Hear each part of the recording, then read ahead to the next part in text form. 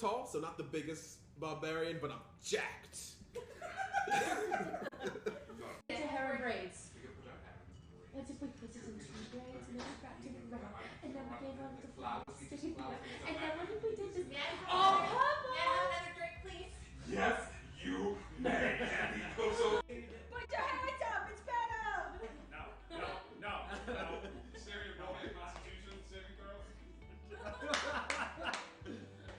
Yes, you. I'm gonna fight you.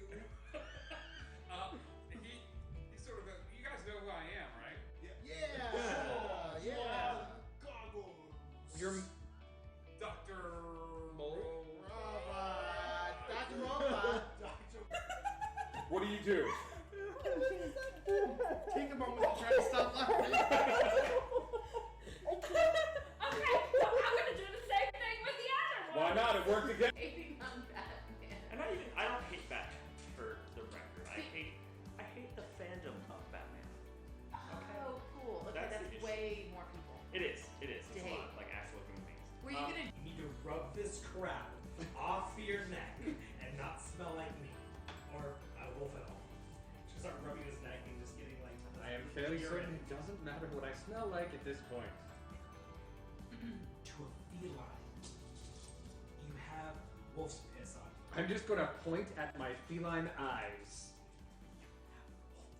I have some time. You've just tuned in. We had the brilliant idea while we were fishing at the Dark Moon Festival. Oh, jeez. To do a dungeon with fishing poles equipped.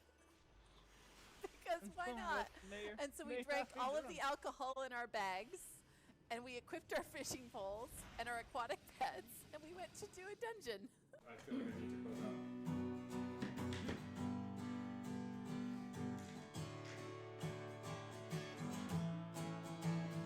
So this was the end of our epic tale.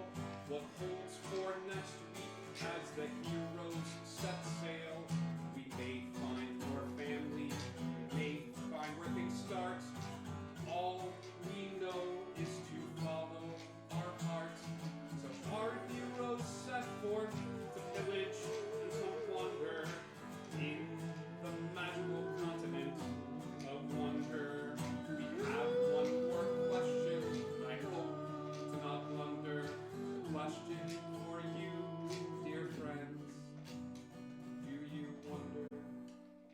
Thank you, guys. Indigo Connect.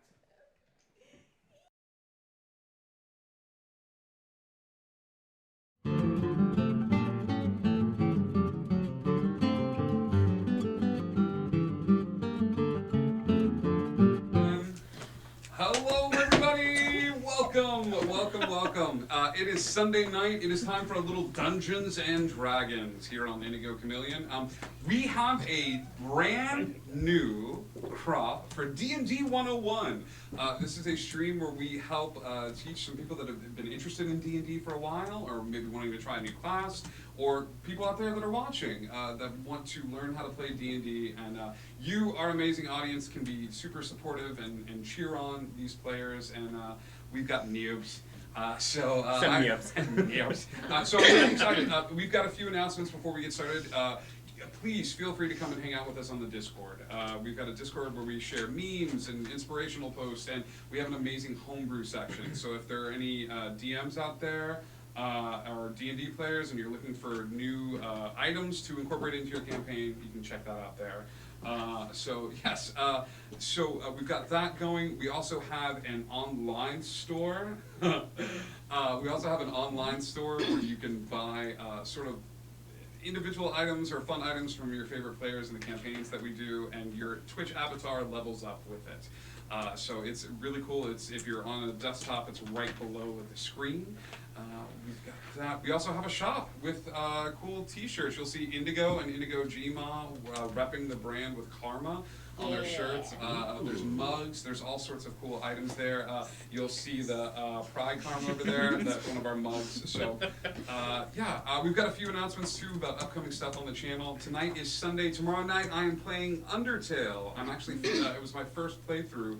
Didn't know anything about it, and I am right near the end, and I'm really interested to see what happens. So yeah, so come and tune in for that. On Tuesday, we have one of our campaigns, our tabletop campaign set in Wonderland. Wonder, the group is in a precarious situation, having learned a little bit more about their past. They're level 10 now, so the stakes are getting higher and higher as they are about to make an assault against. They have 30 days to stop the world from ending.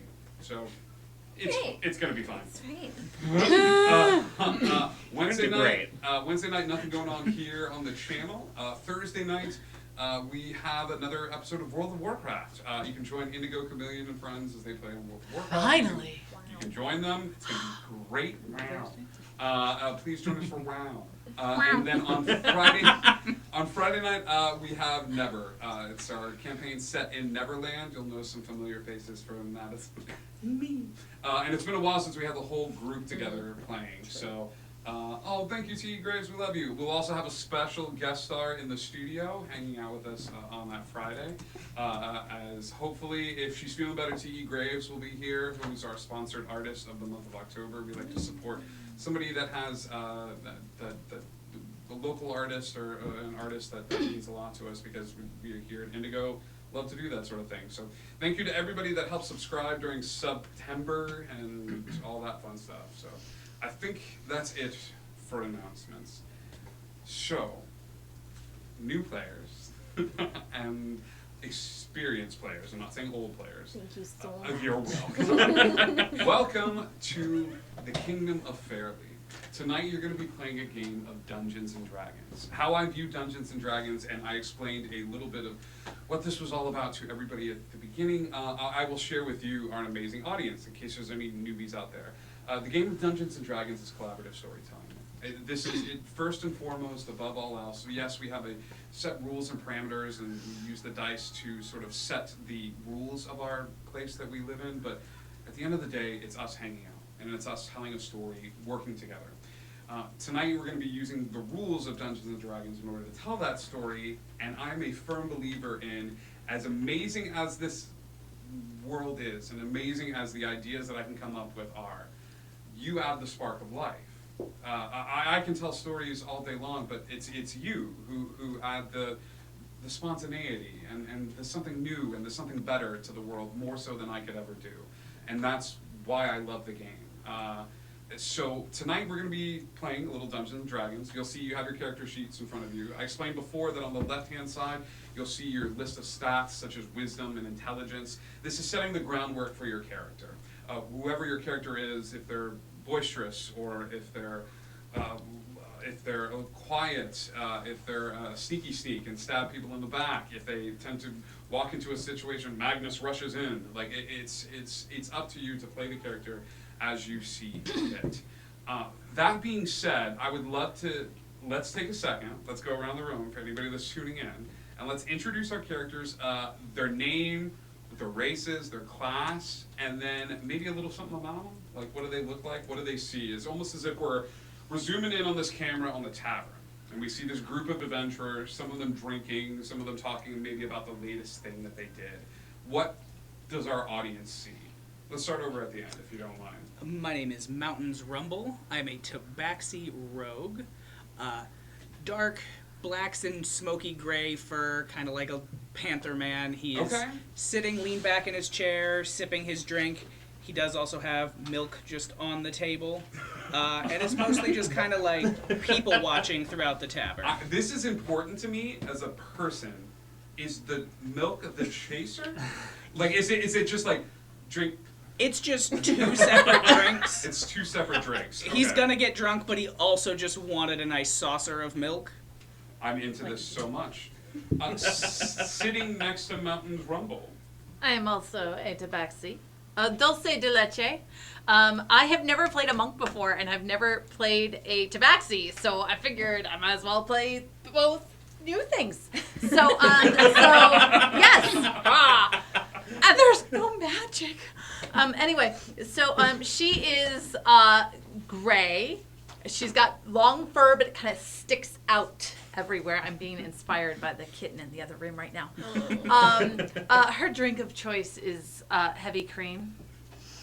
Makes her feel very relaxed. Stop it. So she's named after Dulce de Leche, but she doesn't drink it. She just likes heavy cream. Well, Dulce de leche actually like it messes with her stomach a little bit. Perfect. Yep. Yeah, No, it's that's just- great. I mean, you know. So, you know. But anyway, so yeah, so that's her. She's a lot of fun. Any relation to Mountains Rumble? Oh yeah, that's Yes, right. brother and sister. Brother and sister. Because we both showed up and realized we were Tabaxi. So I think that was great. Like, clearly we're Same related. coloration and everything. I know. All Tabaxis know each other. Great. So next to Dulce de Leche, who do we see? Okay, I am Ilne. She is a elven druid. She has a sort of a hermit for a background. She blends in. She's got darkish skin. And sort of plain, you don't really notice her very much. Okay. Okay? What is she wearing? Browns, greens? Browns just- and greens, a Okay. hood. Okay. I'm into it. Where would your character be? Corcus. Corcus. Don't make me sing. No. Corcus is a bard. A half-elf bard. Don't make me sing. No, I don't want to. Just stop pushing me to the front. I don't want to sing. I hate the attention. Can you say that without winking? Corcus, I imagine, is having this conversation with no one in particular at the bar, being like, don't make me sing. And like everyone looks and then there's no one around to like. Don't make me do it. I don't want to. But I have like 8 songs ready. Just you don't vocalize your inner monologues. I love this karaoke bar. This is not a karaoke. I love. Somebody understands Corcus. Thank you. Perfect. We have Corcus, and where is Soren? Soren is in the corner of the booth. She is a high elf wizard, and she is pale-skinned, stark white hair with purple robes, and she is brushing her hair at least 1,000 times.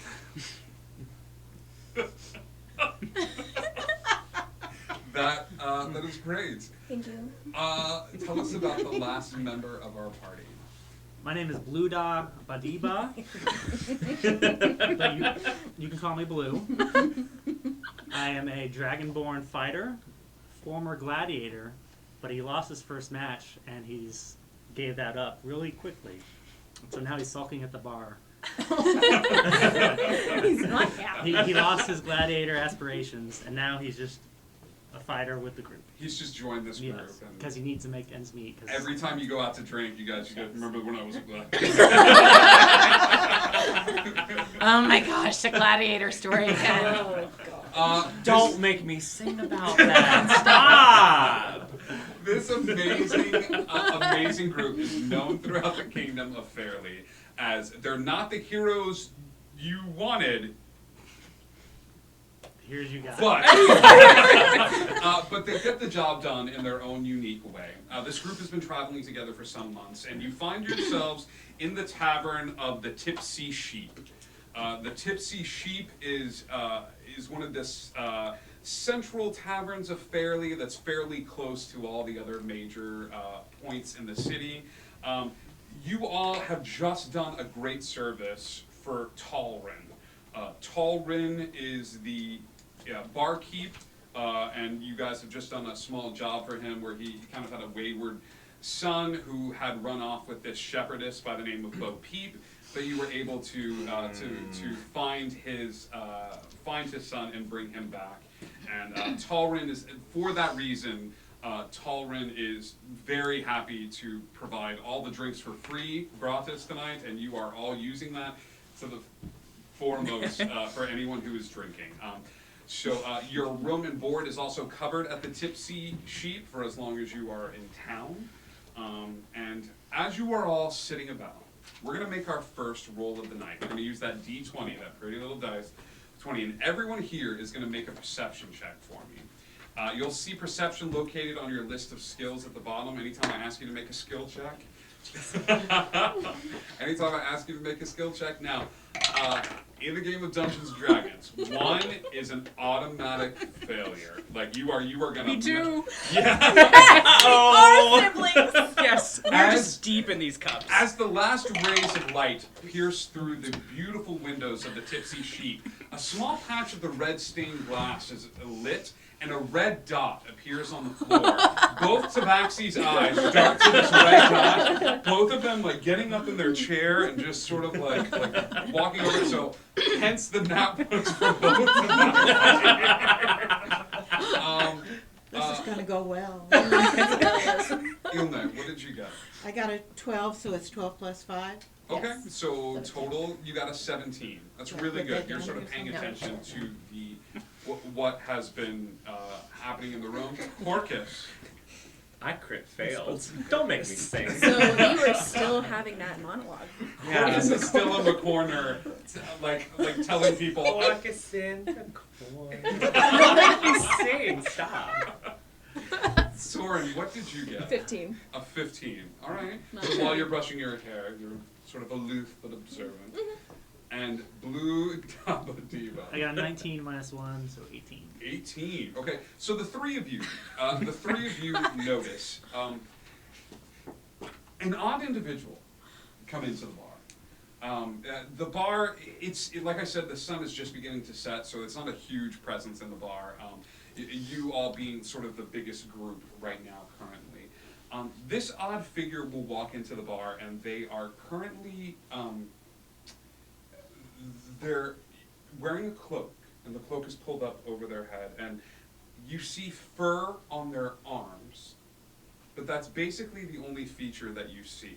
As you three notice this, they'll go over to a small board located at the back or entrance of the bar as they walk past everyone, keeping their head down and almost darting their eyes back and forth so as to see if anyone's paying attention to them. They will reach into a small satchel that they keep at their side and place a piece of paper on this board at the back of the tavern, and then they will go to the exact opposite corner and post another piece of paper. The figure will look at the pieces of paper, nod, and then walk out of the bar. So the rest of you are a little preoccupied. But Can that's, we go read it?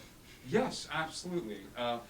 In that you get up and you head over to the board, does anyone join her during this, or would you just keep brushing your hair? So I point to Blue. Would you be a dear? Certainly. Blue, and then you go over to the to this corner. In this corner is a small board that you know is a job posting board. It's run by this little dwarven man with this long red beard by the name of Craig. And Craig keeps his list pretty updated with jobs that need to be done. There are 2 jobs currently listed on Craig's list.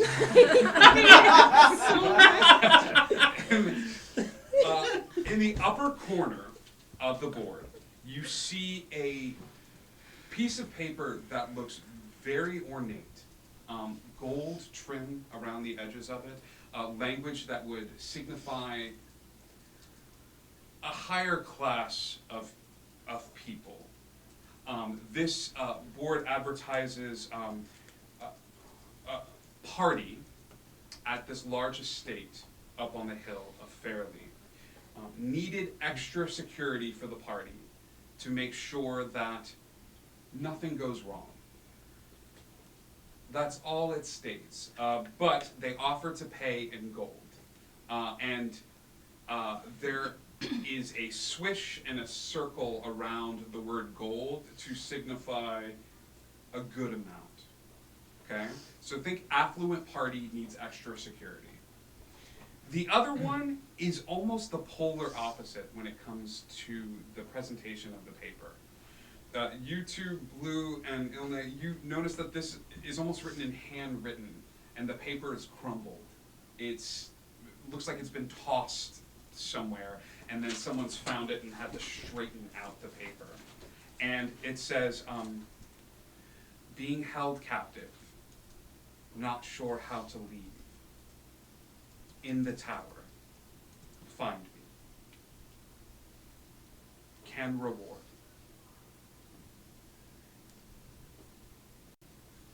So I asked my feline friends over there, was that fur familiar?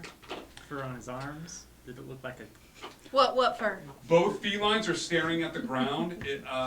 Actually... They noticed the guy, didn't they? No. Oh, we were looking at a little red spot. Mountain Rumble and Dulce, both of you give me dexterity saving throws to see who pounces on the red dot first.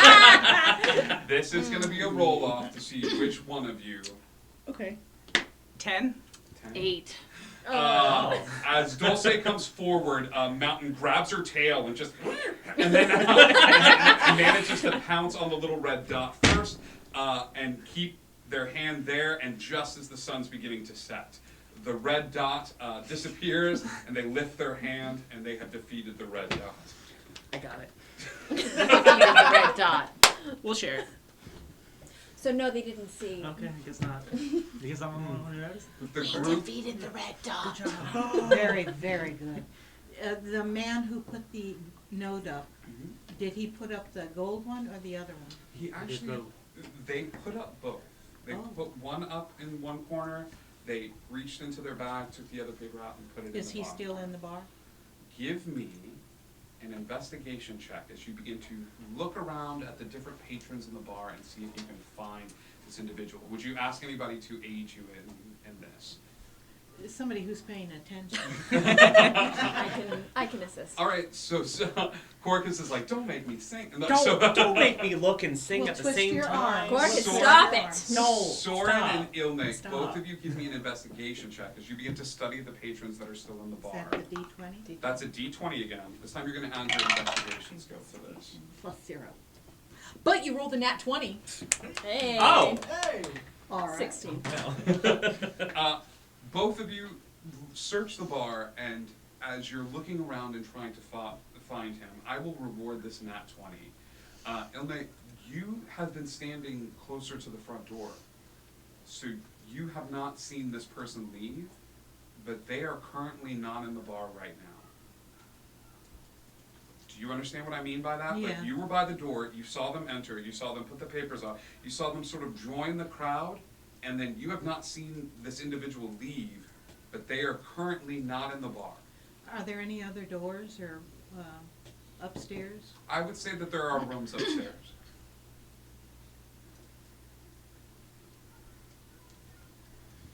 Don't make me go to the fancy party. Gorgeous. The group is gathered. Before you lie, two choices.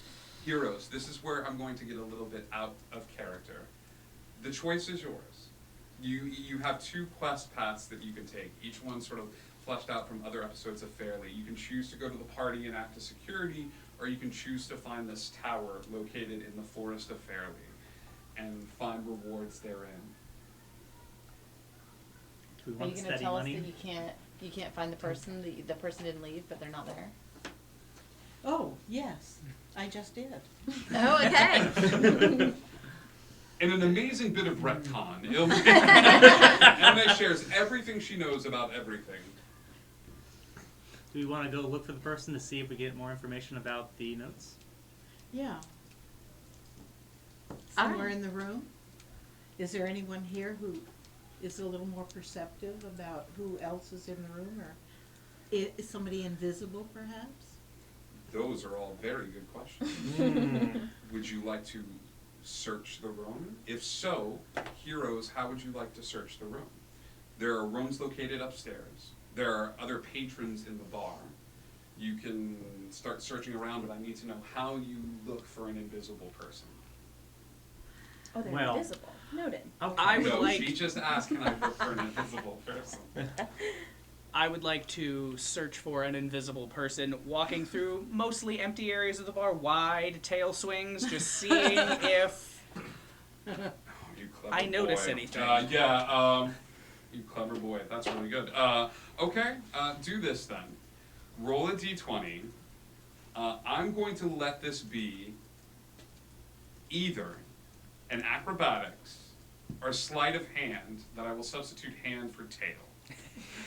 I'm going to let you pick as you begin to search around the room, walking around, sort of pontificate, like looking about the space, but your tail just. And while he's doing that, I'm going to go up the wall to the beams climb up and walk along the beams and look down on where he is and what's going on around the I'd be room. happy to do that. Give me an athletics or acrobatics. I don't think you need to do that as a climbing speed for a tabaxi. You get a 20-foot climbing speed. Yeah, I should be fine with the climbing, but the acrobatics is going to be an 8. Okay. I'm a little drunk off the heavy cream right now. I got a 15 on my acrobatics check. It's extra heavy today. So you guys watch as you're like, we should look for this person in the room, and these two go, on it. And Mountains Rumble begins to walk about the space, and sure enough, you get to a certain point where your tail flicks close to the fireplace and hits on something that isn't there. It's leaned up against the wall, almost flat, completely against the wall, but you don't know what it is, but it's hit against something that's close to the fireplace. As soon as you do that, you go to alert your friends. Dulce, who has climbed to the beams of the tavern, is walking around and just sort of scoping out the place. Something goes wrong about her footing, and she falls off and lands on one of the tables. But I land on my feet. Maybe not. Sister, quit fooling around. I think I found something. Will you help me with this? Yes. Hello, friend. And I'll rub my Mountains tail. Rumble is talking to himself over by the fireplace.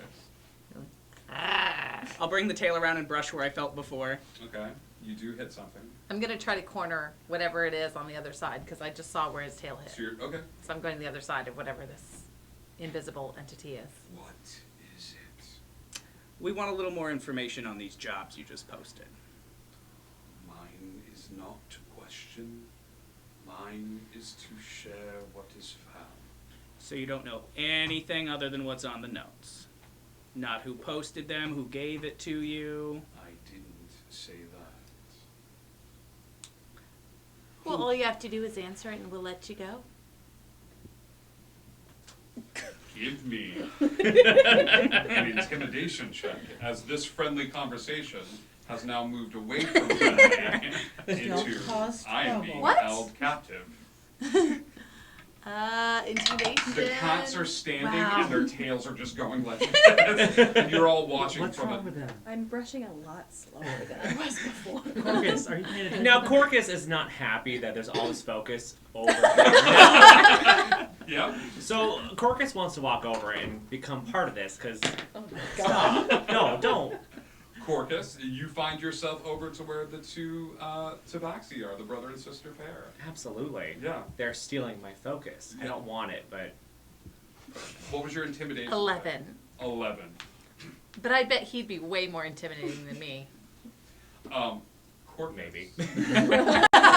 Corcus, as you come over to where the two Tabaxis are, there is a shimmer of arcane magic, and a gentleman standing behind the two Tabaxis manifest. The hood has been pulled back to reveal a very large, way more articulate than normal bugbear. Very large in stature, fur covering their arms, fur on their face. This bugbear is standing at attention, and he's staring daggers into the back of Dulce's head. Corcus is not okay with this, because Dulce is getting all the attention right now. Right. I'm going to call out said figure. They don't notice him, but I see all this going on right now.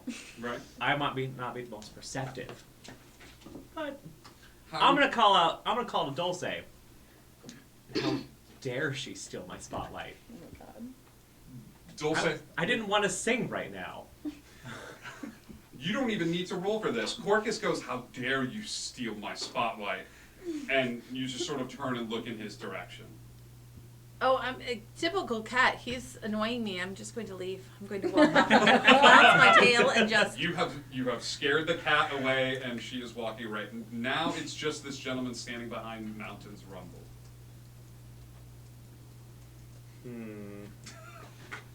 Don't make me sing at him.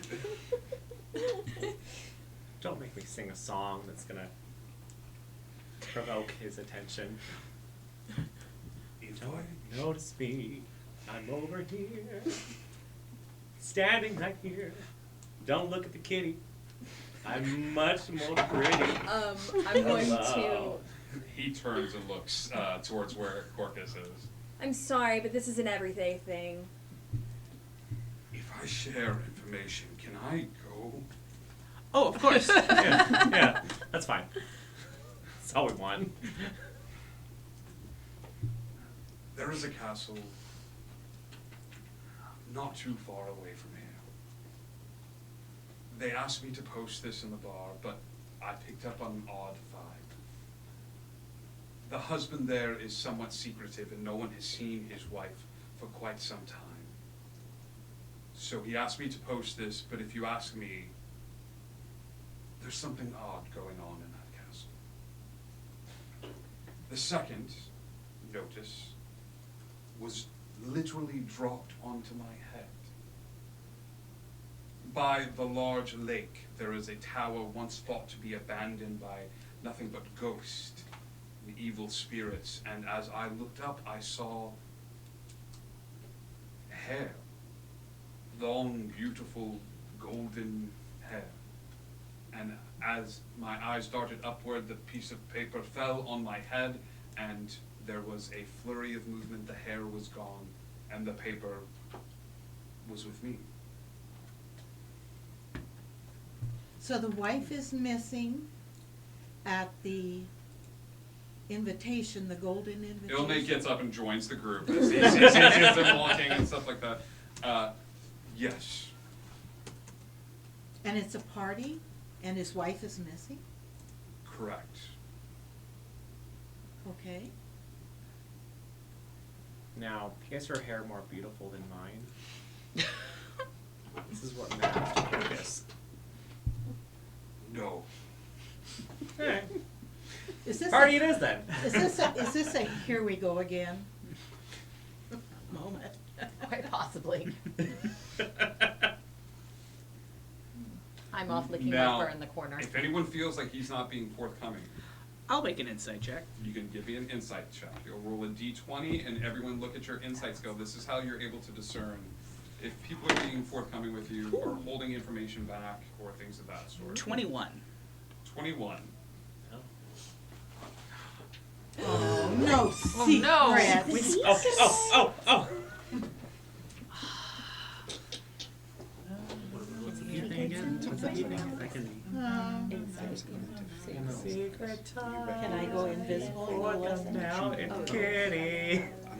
Secret time. Insist. For the mountain kitty. Right, but he's And it gives you he a already bonus. told Okay, me. You have to I do would it have before. That makes sense. Well, you wouldn't get to know him. You would have just got given him the knowledge. There is a slight shuffling of feet as he looks about the space, puts the hood back on, and begins to walk out of the bar, past the group. Hey Rumble, what did he say? Let's go to our rooms that are upstairs, and we'll talk about it. Then let's go up now. The group goes back upstairs. You all have, you basically bunk up. It's two, but everyone goes into a central room and shares the information presented. As you are sharing information, the sun begins to set even more. You realize that whichever path you decide to go on, you'll be resting for the evening and setting forth first thing in the morning. So he was genuinely terrified of the king for the party. When he talked about it, genuine fear in everything. A man like that, something has to be going wrong. Like, dangerous enough that we don't want to mess with, or It could definitely be a trap for people trying to get them there. because I'm just saying that man was very large. Yes, but so if this is security in a royal palace or something like that, we could make a lot of money. If the actual posting isn't to get us there and then not let us leave. Yes, why would We he could just have a steal a lot party? of money. Why would he have a party with his wife missing? That doesn't make sense. I don't know, I think maybe a lot of husbands could have a party with their wife missing. It seems the first posting's higher risk, where the second one we don't know where that'll lead. But with the first one, I'm a little intimidated by that guy, by the king. Mm-hmm. So I think we go with the second posting. The tower. The tower. With the hair. The golden hair. The poor not thing, not her as hair pretty is as so Corvus, terrible. Yeah. We don't know if it's a her. The poor thing. Its There hair it is so is. terrible. There you go. Okay, the tower with the girl with the terrible hair. Got it. The tower with the person Alright. with the terrible hair. Don't make me sing. I feel like you could make a song about that. No! The tower with the person with Why? the terrible hair. Why did you have to say We don't like alliteration. Alliteration's impossible. Especially in a song. I'm gonna go to my room. No. As you all retire for the evening, Corcus is given his own room to himself. Don't give him my own rehearsal space. Stop. I hate that. You all wake up to a bountiful breakfast, all rested and ready for the day ahead. It takes a while. You have very little to go on when it comes to exploring the forest of Fairly, but you know that you're fairly close to the forest from this particular point. As you begin to explore, I would like one person, to give me a survival check. If you want to compare and have that one person help, you can also inspire this person if you would like to, Corcus, or save those moments of inspiration for another time. Well, how much inspiration do I have right now? At level 1. At level 1, I think you have 3 points of inspiration, so you may want to save those for a moment in battle. Things might get spicy later. Yes. But who would like to give me a survival I'll do that. check? Right? D20. D20 and add your survival to it as you. Plus 3 to it. So. Oh, that's not a 20. That's a 12. Oh, Use that one. Sorry. You'll get That's a all right. hopefully you'll higher. Yeah, 11 plus 3. Okay. 14. 14. With the guidance of Ilne and her being attuned to nature and things of that sort, it does not take you long before you discover this tower. I use the word loosely for tower because you're expecting a sort of skinny tower that reaches up into the heavens, and it is not that. It is a large circular building. It's very large, almost like a grain silo, and this thing stretches not too far off the ground. This particular tower is a couple of stories, which a couple of alarms go off. This individual that gave you this quest shared that the hair fell down and this tower, and then the note was dropped on his head. That seems possible if they were up at the very, very top, but this tower does not span very far. I would say it's about 60 feet tops. Princess What's is in that? another 3 tower. 3 stories? 2 stories? We'll say 3 stories. Would you like me to just climb up there and peek in the window and see what's going on? I can join you. I would like to look around at the bottom of the tower. All right, Soren, give me an investigation check as you begin to search around the bottom of the tower looking for any sort of information to lead you on what's going Well, on. that's gonna be investigation, right? Investigation. Yeah, that's 11. Yeah. It's hard. You start searching around the area and you're looking for any sort of clues. You find a couple of odd things. You find a odd black powder. It doesn't look like it's natural by any means, but it's just this odd black powder. On the ground?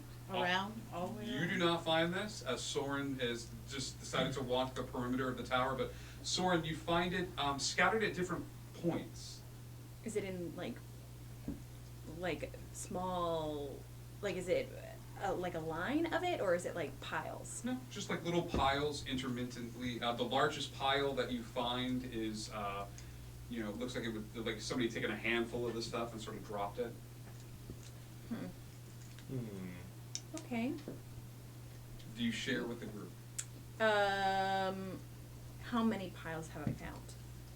I would say 4. Yes.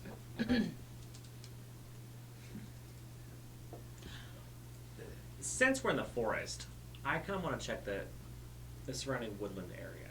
Okay. Give me a perception check as you begin to. You take a moment, Corcus, just to look around your surroundings, and you're trying to figure out if you see anything that's out of the ordinary. Oh, what I do perception. Yeah. 19 minus 18. 18. Not bad. Corcus, you begin to, in an odd moment of outward rather than in, you begin to explore your space. Because as an artist, you need to know where your stage is, where the natural light is coming from, where your props are. So as you begin to walk about the space, you find several pieces of paper that the wind has sort of blown off, and they all seem to be recurring messages similar to, if not exactly like the message you found, but none of them around the tower, but almost as if the wind has carried some of them off into the bushes on this side, or you go over and you find this small pond, and there's a piece of paper there that's sort of soaking in the water, and you find these pieces of paper scattered to the winds. Who has this much paper right now? Are there any doors? Have we found any doors? No doors. And no windows. As we start climbing, because I'm gonna stay pace with him for the first 20 feet. Okay. And then as soon as we hit that about 20-foot mark, because I'm still bitter that he got the red dot and I didn't, I'm gonna use feline agility to double my speed so that I get up there first. I see that she's doing that. I'm going to do the same thing. Okay, the two of them start calmly climbing, and then they sort of look at each other, and it's one of those like sibling, like one starts going a little faster, the other one starts going faster, and then you like they start like racing up the side of this. Once again, both of you give me a d20 and add your dexterity modifier. This is not a saving throw, it's just d20, add your dex. You know what? Big roll, big dice. 19. Ooh, that was only an 11 for me. No, One- 12. Once Still again, Dulce, you are very confident, and then you sort of turn back and look, and Mountain's rumble isn't there, and he's leaning on the windowsill, his tail just going back and forth, and just sort of like yawning a little bit as you meet My meet tail him. is lashing back and forth and back and forth. All right. The room you see before you. Just these two right here. I can go keep watching that. In an odd moment, as my two tabaxis make their way into this room, you see what looks to be a young girl's bedroom. There's a four-poster bed with a little canopy top.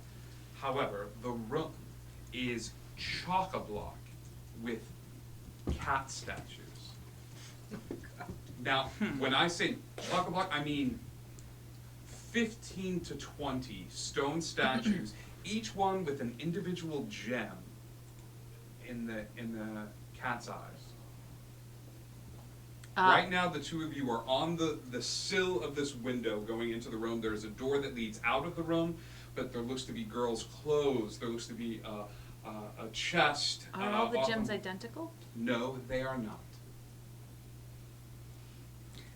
All the same size statue, or just various? Various cats in different poses, some of them stretched, some of them laying down, but all of them in sort of a lackadaisical, like, I don't care. Can we call out to them to find a rope or something to drop down for us? We should both have rope, right? Yes. Do you think we should remove some of these stones first? They don't know that they're here. Yes. Oh, good. Yes. She goes, in a minute, and Dulce, you go into the room. Yes. I need you to go ahead and give me a wisdom saving throw, please.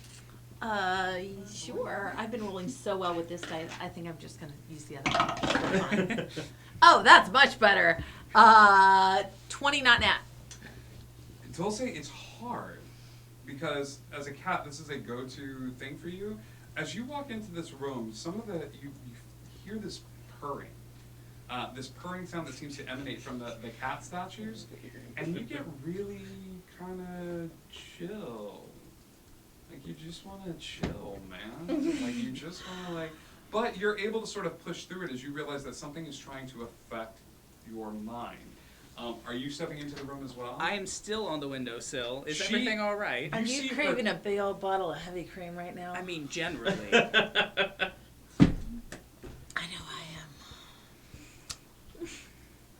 Tie that rope off in there so we can drop this for the rest of these people. Okay, I really wanted to get one of those gems first. Okay.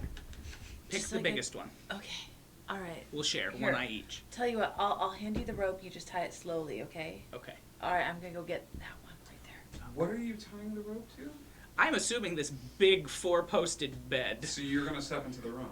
She's doing that. Oh, I'll tie it for him. All okay. right. Give me, yeah, I would say you very easily tie this large rope and she shoves it out the window. Okay. Well, I hand it to him because Hand I it want to him him. to Yeah. drop it slowly So so I I can can go help. snag one of those gems. Yeah. Perfect. Perfect. Be clear, I want that. Which gem do you go for? The largest one. Okay. There is a cat that is laying down on the ground, and one eye seems to be like winking, and the other eye is this beautiful red gem, almost like a ruby. Okay. Yes. You reach out towards it. Mhm. Go ahead and give me a wisdom saving throw at disadvantage as you try to pry this gem. I rolled 2 4s, Wait. so that will be a 6. As soon as that happens, I go in after her. Cool. Give me a wisdom saving throw. As the rope drops from your hands out to each and every one of you as you see Mountains Rumble look concerned and hop into the room. Ooh. That is an 18. You managed to shake off this sort of drowsy feeling as about the room, these cat statues are starting to, the resonance is moving through your body and hitting you in such a way that you feel this wave of lethargy sort of move over you, and you see your sister, hands still sort of reached out, but just passed out on the ground. Dolce, come on, get up. We don't have time for this right now. We just slept. I'm gonna start dragging her over back towards the window. Okay. Perfect. The rope is there. Who's climbing up first? Give me an athletics or acrobatics. Okay. Using the rope, I will say this is at advantage. So each one of you will roll 2d20. You will take the higher of the rolls that you've made. Oh, me too? You can 14. That one. 14. 19. 19. So the higher 8. is 11. 8. Corcus has a hard time. Boy, howdy does he. You're like, I can't. How far up am I? And your feet are swinging off the ground. 16. 16. Everyone else manages to get up fairly easily. Corcus, it takes a few minutes longer than the rest of everyone. But sure enough, as each of you climb into the room, you see Mountains Rumble dragging a somewhat asleep, Dulce, down towards the window. Who's the first one in the room? Sorry, that was you. Mm-hmm. You see these cat statues, and you're sensing arcane energy emanating from them. Okay. There is an odd resonance in the air. Okay. Give me an Arcana check. Yes. Just for fun, and- as you see this information. Oh, yes, that sounds like a great. Oh, it's cocked. That was almost a net 20. So that's 21. Being used to this sort of spell, this is something you're somewhat common with, and you see the focus is the eyes. Each one of the statues of the cats the focus is the eyes. And as you know, the spells need a focal point. They need a component or something like that. And as Mountains Rumble is dragging Dulce, you realize that the eyes are the key. You don't know what it is, but something about the eyes of the cats and maybe the eyes of the people in the room holds a key to getting away from this. Okay. Got it. Okay. Great. Cool. So, yeah. Okay. So I go into the room, I guess. Cool. Give me a wisdom saving throw. Is this a charm? This is a charm. Great. So I'm gonna take that advantage then. Oh, that did do. Wait, what was it? Just a wisdom save? Mm-hmm. Okay, hold on. There's a charm effect on the cat statues. Oh, that's a 9. Okay. Yeah. 9. Yeah. You are feeling yourself start to slip under, and then all of a sudden, whatever you heard resonates with you, and instead of like falling asleep, before you fall asleep, you sort of brace yourself and you close your eyes. And like most cats, when nobody is paying attention to them, they just kind of stop what they're doing and pay no attention to Magic can't put me to sleep. Magic can't put you to sleep. Perfect. As you close your eyes, you feel the spell stop resonating with you, and you're able to sort of regain your feet. Okay. Oh, you are also an elf, so Anyone magic who is shouldn't an be able to elf put you to sleep. cannot be put to sleep. So yeah, so Okay. you're kind Got of it. into this. Do you share any of this information with the rest of the group that's walking in behind you? Yeah. There's something with the eyes. Sure, you That's got it. all I would say. 'Cause I Sure. wouldn't Who's have- next behind Soren? I am. I enter the room and then turn around, so I'm not facing the guys. Yeah, because you're not facing them and your eyes are still open, but they're not making sort of eye contact with the gems and the jewels and things of that sort. You are able to maintain your footing. You don't need to make a wisdom save. Next up is Ilne. Yes. Ilne, you walk into the room and you feel the magic try to take hold, but because the majority of you chose elven characters, you are absolutely fine in this room as well. Corcus.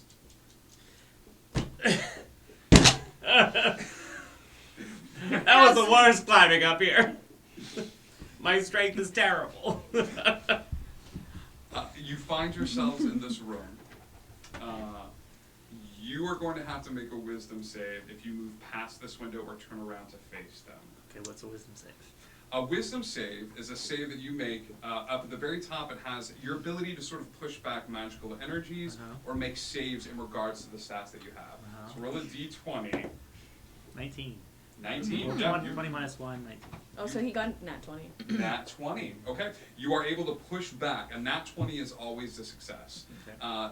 Not every DM is the same as I am. Sometimes they will, especially for skill checks, will take what you rolled and that's what you roll, because a nat 20 for somebody else means that, but for me it's always a success. It's better that way.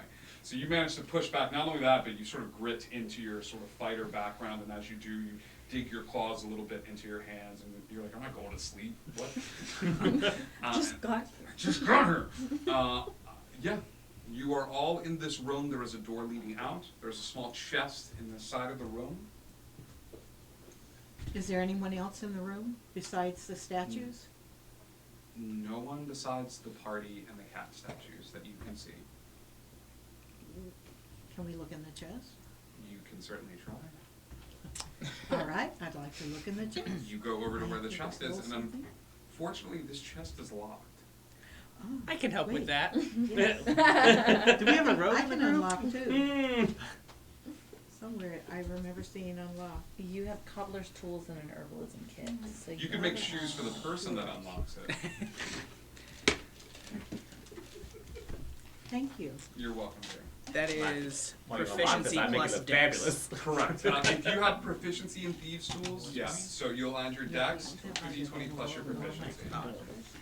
As you guys watch as mountains rumble, take out his set of thieves' Ooh. tools. Natural 20. You guys are breaking this Plus. already. You're welcome. The chest, which you're supposed to unlock much later, clicks open. Inside, you find several things. You find a potion bottle. Inside that potions bottle is a blue, effervescent liquid. Inside of it, you find 135 gold pieces. And you find a figurine. This figurine is in the shape of a mechanoid man. This mechanoid man looks to be made of metal, and he's got what looks to be, you don't know if it's like big like jugs or like barrels made of wood strapped to the metal, almost like an action figure. But the eyes have been gouged. Like somebody's taken a knife or something and gouged out the action figure's eyes. That's what you find in this chest in this room. I take a quick sip of the blue liquid. Oh my god. You're like looking around, you're looking around. Just a drop. Yeah. Just a drop. Okay. Here's what we do. Let's do As a it. DM, as a DM and a storyteller, I'm all about this. You're gonna roll probability dice for me. What's the Do probability? you have probability dice? So probability dice, you're gonna have 2 D10s. One of them is gonna have like Okay, the number. like the tens. Okay, so whatever you roll on the one that has the zeros on it, that's the tens place. Okay. And the other one is in the second place. Okay. Do me a favor and roll those to see what happens when you drink this potion. 14. 14. Okay. You chose this. You made this decision. You're all taking a moment to like look at this potion, and you're like, I don't know what's gonna happen. And Blue's like, yeah, me either. It's blue. I got Like, and then everyone's eyes just kind of go, Why? Blue? It's blue. I gotta drink it. I'm blue. My name's Blue. No. I'm surprised we've survived this long with this group. You take a sip. You take like a tiny sip, and there's still a good majority of the potion in there. If anyone else were to drink any more, you don't know if it would still pack the powerful magic potent punch. Okay. Your hand goes transparent. The blue dragonborn hand is just see-through. It's still there, you still see the faint outline, and you still see Blue's claws, but it is completely transparent. Is this probably the potion the guy was using in the bar? To be invisible? No? Do you do anything? Do you grab anything? Is it still solid? I try to put it through, what's her name? Soren's head. Soren's head. Your hand Get all goes what's her name over completely here. through Soren's head. What? Well, it would only be halfway because it would just be your hand. So Soren, you immediately get freaked out when he's messing with your hair. stop.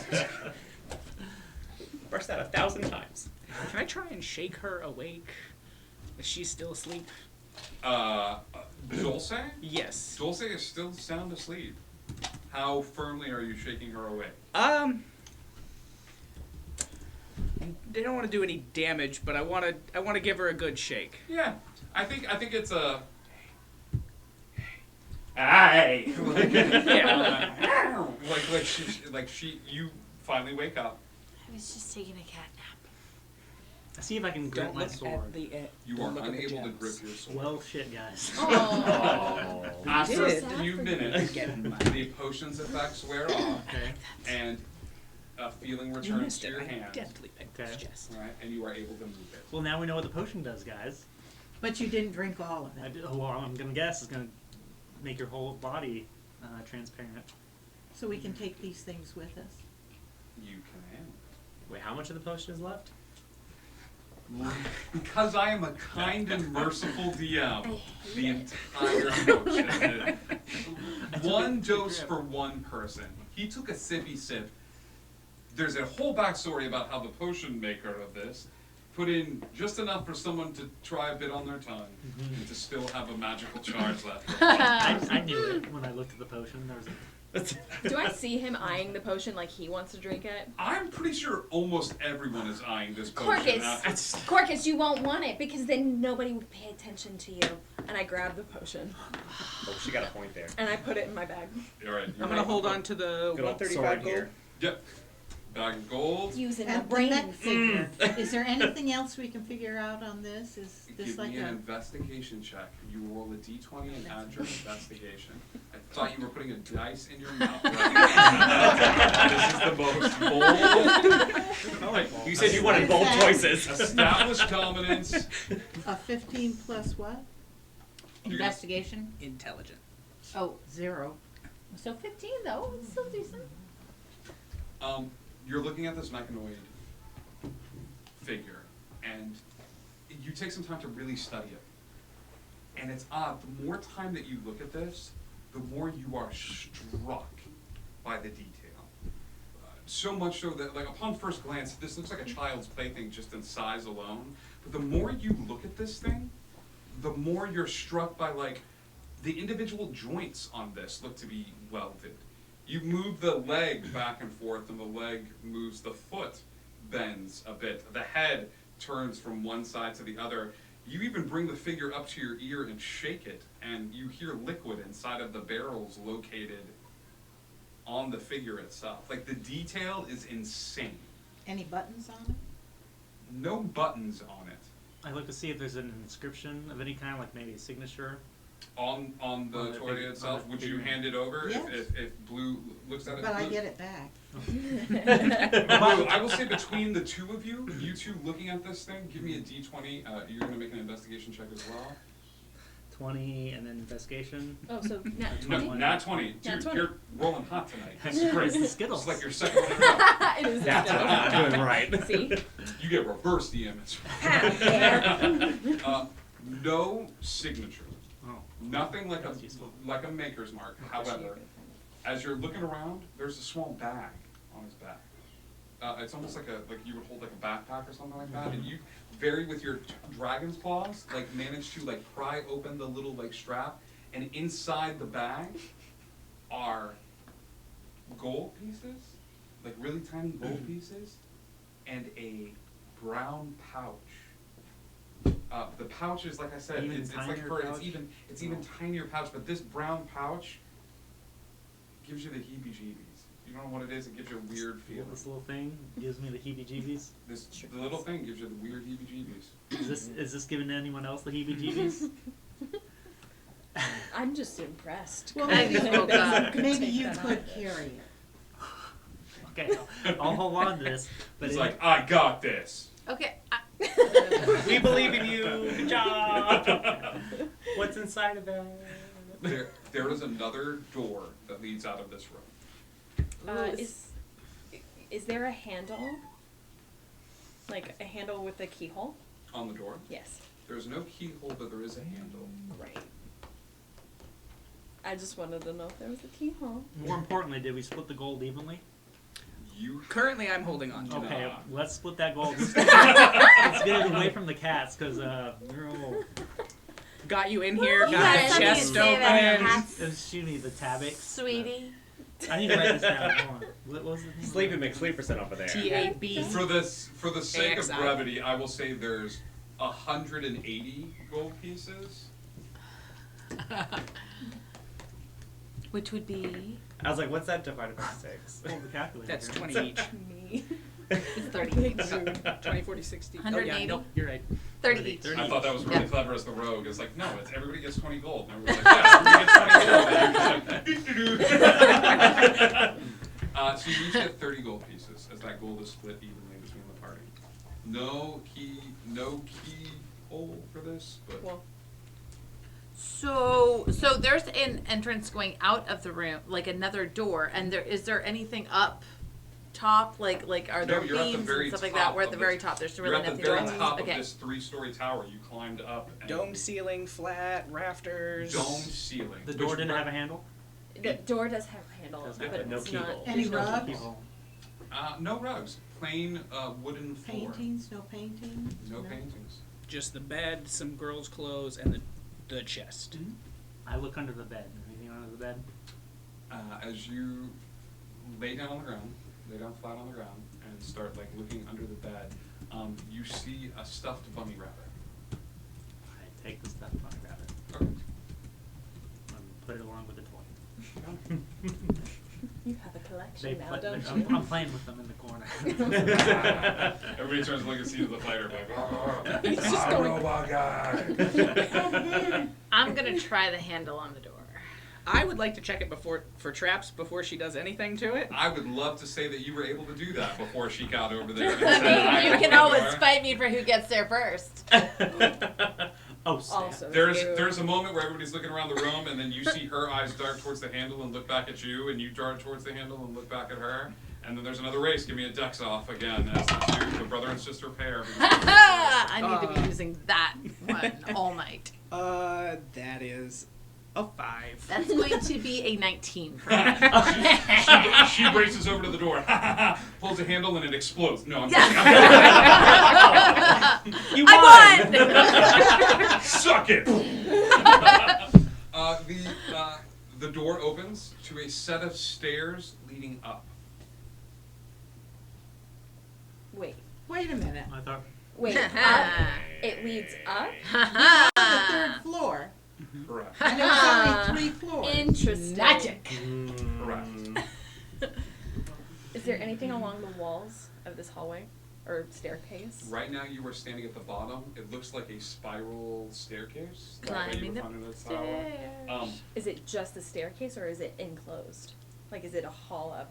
It's a hall Okay. up, sort of wooden blocks or wooden panels that sort of lead you up. There are no windows alongside the wall, but doors. Is there any portion of this that is smooth, or is it completely step? Step, from what you can see. I Is could there- not is there- take. Oh, go Oh, ahead. is there any like lanterns or lighting going up? No lanterns or lighting, but it is morning, and for some reason the hallway seems lit. Not like lit, like Corcus is like, ah. We can Like- test like, this that before room is we still go in the window. further I mean, into I this can go. hallway. We can test. We can climb back outside and climb onto the roof and see if we're even able to do that. If the building keeps going up. Listen, all I know is I was trying to get the gems and then they all came in and I can't get the gems if they're all in the room, but maybe if I get up to the next place, I can get there before they do and there will be something interesting to get. Can we hear her say this? No, I just said this to him. So I want to climb up the You stairs. can very easily hear her say this. She's not whispering, everyone hears her say this. The gems? No, I couldn't get the gems. You guys all came in the room, and then I went And to then you I've fell forgotten asleep about all the because cats of the with the gems, my gems. dear. Has I'm gonna anyone climb up the tried to take any of the stairs. gems out? I have. She did. That's when she passed out. I fell asleep. I thought you fell asleep because of the purring. Just throwing it out there. Would you like to go back into the room and try to pry one of the gems out? Yeah. Cool. And you guys are all Maybe about to walk not. up the stairs. Maybe not. Give me a wisdom save at disadvantage. Oh, make it stop. Okay, so you're gonna roll both of these and take the lower of the two numbers. So 4 plus 5. Working on it. 9. I won't. Night. She's an elf though? I told I'm a you. She is an elf, and I was that's willing right. to forgive.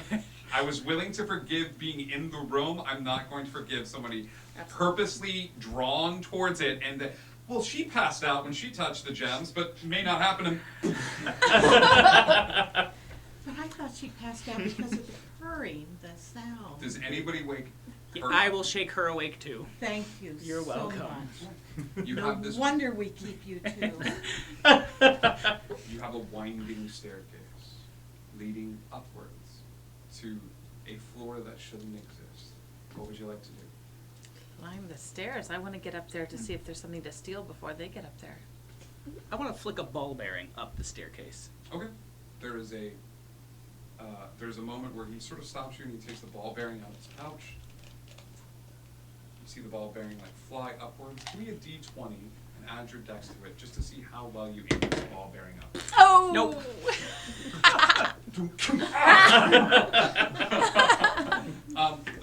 After a second, it takes you a little bit, but you throw the ball bearing instead of flicking it upward. The ball bearing goes up the stairs and then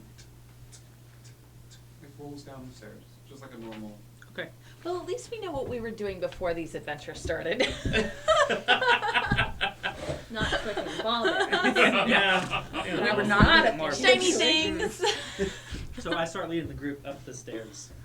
I'm about it. Blue sort of pushes away, feeling a little emboldened with his new toys. Makes his way. Dual wielding. Who wants to go first? I do. That's right, Mr. Bunny. You found your new calling. I'm so glad about it. I'm a puppeteer. Blue, it's not a large set of stairs, but it is odd because you are climbing upward, and from the outward appearance from below the ground, you shouldn't have any sort of this floor shouldn't be here. As you climb up the stairs, you get to a small landing that opens up into a very large room in front of you. This room is covered in grass. It looks to be this room. You look to be like in a room that is like a field of wild grass on one side that stretches out an unbelievably large distance to one direction, that meets in an area of like a grass field, and then another section of like wild grass and flowers that stretches out into a large direction. And even more so, as you look upon this large room, covered in green. There's even like a tiny sun in the sky, almost as if you stepped outside. But you can still see the walls of the room. Like there's a sun in the sky. You can still see the ceiling of this room. You can't see the side walls, but you can see the ceiling of the room made of that same sort of wood material. It's almost as if you're looking onto this field which has been laid out in front of you. So just an endless field. We don't see any doors or anything around. There are no doors in this space. The landing leads you to this central area of this green field.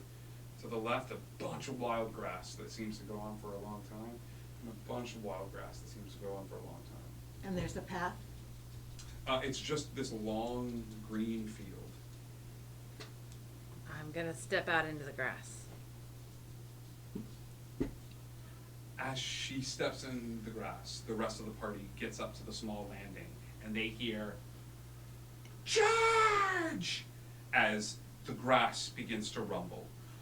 First on one side you hear the sound of many feet moving through the grass, and the grass begins to ripple and rumble. And as it does, on the other side of the field you see the grass begin to rumble and ripple around. And as Dulce is just sort of standing there, the rest of you are on this small landing, not stepping onto the grass, watching her just sort of like crouched and ready to go. You can't see what's making this noise as the noise picks up. It gets louder and louder. It's 1,000 voices. Very high-pitched voices, sort of like yelling and screaming as if they're preparing to meet in the middle of this field. And then it happened. The waves crash. The two armies meet in the central battlefield from the wild grass. It is more bunnies than you've ever seen in your entire life. It is two armies of bunnies. One of them white, with little like pink noses, and one of them like white with little black noses, and all of them meeting in this little field and just sort of like fighting and like hopping on each other. You see some of them are like doing like little nibbles on the ears. Some of them have weapons made of carrots that they're using to like not hurt and stab the other bunny, but like beat the bunnies over the head. And then after a while, this tremendous war takes place, all in the course of like a few minutes. And then the bunnies like limp over back to the grass. I'm a cat. I'm not gonna be able to resist this. I'm gonna be smacking bunnies. Okay, all right. Like, they're small rodents. Dulce jumps into the middle of the field. Give me, yeah, you know what? Dulce, you jump into the middle of the field and you start swatting bunnies, and you're a cat. It's you can't fun. turn this down. However, it's a lot. It is a lot. More bunnies you've ever seen. You need to give me a dexterity saving throw before you are overrun with white, fluffy bodies. Ooh, all right. That is a 23. You last much longer than you think anybody would last. But sheer numbers alone, you take 2 points of fluffy damage as you are just overrun by these bunnies. But like I said before, the bunnies move and sort of limp off into the tall grass. That was so fun. Are there any doors or any? It's just fully enclosed. There's no way. Like nothing. Give me an investigation check as you start to look around the space. That would be. That's 18. 18. Once again, Soren, people sort of mistake you for being this vain sort of person as you brush your hair, but not knowing that you're using this because people don't pay attention to you when you're doing this. You're sort of counting and paying attention to the details. As you begin to walk forward a little bit into the space, you make sure to not step on the green. You are looking at the grass itself and sort of looking at the wild grass from one side and to the other, and then you stop. And you sort of turn back and look as if you were leaning forward and looking back at the archway, and you see sometimes violence is not the answer, written in common. So I point this out to the group. I want to check the grass itself. Okay. Do you take a step onto the grass? No, I don't want to step on the grass. Okay. You can lean forward and sort of look at it yourself if you would like. Give me an investigation check. you're still laying in the middle of this area, correct? Yes. Okay. Absolutely. She looks a little beat up and bloody, but she's okay. I got 15. 15? You're stuck in the grass and nothing stands out about it as being odd, but you do see that sign that Soren points out to you, is that violence is not always the answer. I can confirm you saw that. Can we still see the rabbits on the side? They The disappeared? rabbits have disappeared into the tall grass. Can we grab her and pull her out of the grass? Sure. Ilne walks forward onto the grass, Grab her pulling tail? her out, and as she does, you hear the flurry of feet not what coming I off from the meant. side. You I was realize. going to just reach and pull the tail. No, she said she jumped into Way the middle out. of the fray. Ilne, you walk forward and you realize you have about a minute before these two warring groups converge on the center of this field. I yell as loud as I can, violence is not the answer. Okay. Give me a persuasion check. Oh no. no. 4. You hear a tiny, flappy voice from within the armies that are running towards each other. You hear him go like, "Fuck you!" as these bunnies are about to converge again. Are you staying on the grass?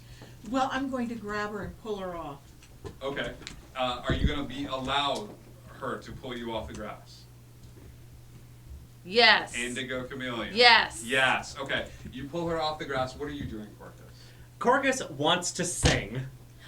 Corcus stands in the middle of the field. I want to bellow.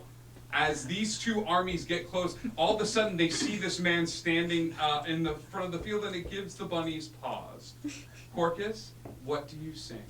Violence is not the answer. Corcus, give me a performance check at advantage. You're going to roll a d20 twice. Looking up to Take you. the Thank you. higher of the two rolls. Oh, please be a good roll. Oh, a nat 20. Hey! So I did it good. Look at that glitter dust. You Good for the cookies.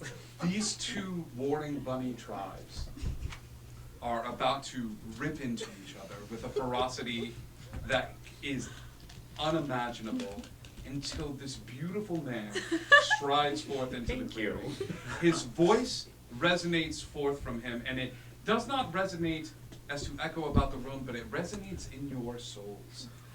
Each of you feel one small tear exit your eye as the bunny's brothers, sisters, family members in arms lay down their furry war that had lasted for years and years and begin to embrace one another and build even larger bunny families. As violence is not the answer, and they make their way off into the tall grass. As that happens, the grass begins to dissipate, the sun itself setting, and as it does, the sun forms a door at the end of this tiny hallway, and you see the beautiful wallpaper lining this room of bunnies frolicking in a field, as Corcus has managed to convince the bunnies with sheer talent alone.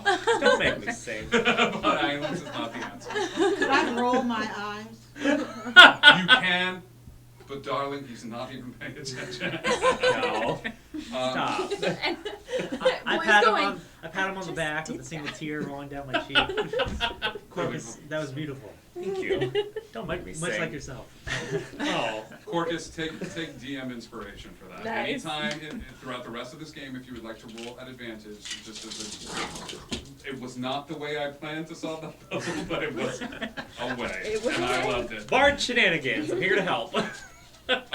As you get close to this door, this is a door that leads out of this room that is just covered in wallpaper. The wallpaper displaying the image of the bunnies. This door is gold inlay. Okay, so it's a little bit more pristine, sort of opulent as compared to the first door that you walked through, which just seemed to be made of like a wood color. I would like to check for locks and for traps. Yeah, does this have a keyhole? This does have a keyhole. Would you like to do something first? I want to look through it. Okay. Before you check for traps, she's gonna go, wait. Perception or investigation? Let's see.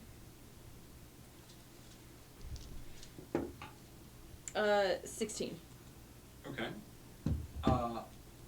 As you press an eye and look across this keyhole, you are greeted with yet another eye.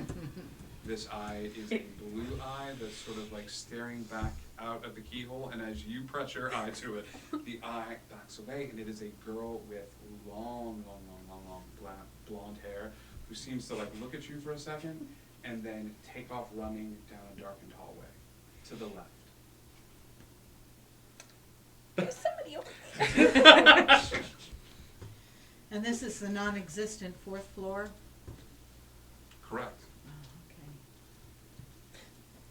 Now you can check for traps. I will check for traps and if it's locked. Okay. The door is not locked. Give me a check for traps roll. As a rogue, you're going to roll your d20. This is going to be an investigation check as you check for traps. All right. 18. You do find a small tripwire that looks like it's tied into the handle of the door. If someone were to reach over and pull this tripwire, you have no idea what it does as it travels sort of past the opening, but there is a trap located to the handle of the door. On the opposite side? The trap is on the opposite side? You could diffuse it from this side, but you'd have no idea what the trap does from this particular angle. Do you guys want to take it down while we're on this side of the door? Yes. Be smart about it. As you diffuse the trap, especially with that 18, being able to investigate it is the simplest thing in the world to sort of take your thieves' tools and get very close to it and sort of tip it off to the side. And as you do, there is a slight twang as the string is cut, diffusing the trap. And I'll open the door. The door opens up into a darkened hallway. As the door swings wide and open, you see that there are two paths, one to the right and one to where the girl ran to the left. The one to the right has these beautiful tapestries sort of spread all throughout the wall that sort of lead and wind ever further down the hallway. The hallway to the left leads to a very simple room with a rocking chair in it. Is it so dark that we can't see well? Or no, you're just noticing that it's starting to get a little bit more dim the further you get into the tower. Can we see what's on the tapestry? You can start walking down that hallway. So right is tapestries, left is dead end with a rocking chair? From what you can see, it looks to be just a plain, bare bones room with a rocking chair. And the girl went to the left. Did Soren share No, that? I want to go to the right. Okay. Soren. So I start off to the right. Soren goes walking off towards the right, seeing all of those different paintings and tapestries. Each one displays a different scene. They look like they're fantastic. And I don't mean in quality, I mean in subject matter. It's nothing is ordinary about these. Some of the imagery that you've seen before of bunnies frolicking in a field, there's nothing on that. This is two dragons fighting over a castle while people shoot arrows up at the dragons. This is a crazy landscape with a ship that's traveling water shooting cannons. Each painting is an action scene, is a scene of adventure or high adventure. There's pirates. There seems to be like this island where this woman's pointing at people and she's flanked by a bunch of different cards that are all sort of anthropomorphic standing up. There's another one that looks to be an island that's composed of a skull head. There's one where this man is sort of standing there, standing in front of a village while a bunch of beings that are made of red and fire, and this man is sort of standing over the beings made of fire, two swords clutched in his hand and a spider on his shoulders. Each of these scenes is just even more and more dramatic. And as you continue to walk down this hallway, they end on a painting of an arena. There's nothing fantastical about this arena. It's just a sort of clay pit or sand pit that looks to be nothing happening in the photo. I start to cry, remembering my past failures. Do you get close to the painting? No, I just see already. It's you see it off in the distance. And as you begin to cry, you're like, oh my god, my past failure. Something odd catches your eye about this painting. Okay. This is your arena. Oh no. Can we check to make sure there's nothing behind these tapestries? As you pull the tapestries away and you see these paintings, there is nothing behind them. But right now, Blue is just staring at this. I slowly walk towards the painting because I'm familiarized with it. Blue, you hear the scream of the crowd. I start weeping uncontrollably. You are up close to it now. It's almost like you can smell the smell of the dirt in your nose. You can hear the scream of the crowd at your back, screaming for this one battle, to take place. And you feel that same sort of burst of adrenaline go through your bones, and your hands, your claws clutch instinctively, like as you get closer and closer to this painting. You're right up against it now. I try to put my hand through the painting. Blue's gone. We're now going to see that battle that Blue took place, and I'm about to extend an offer to you, Blue. Okay. Blue, I need you to go ahead and roll initiative for me as we begin the battle in the arena. Suddenly, you all look forward, and this painting comes to life. The outstretches of it breaking past the boundaries of the borders of the painting itself. They burst outward, filling the walls around you, almost like you're at Disney and this is CinemaScope.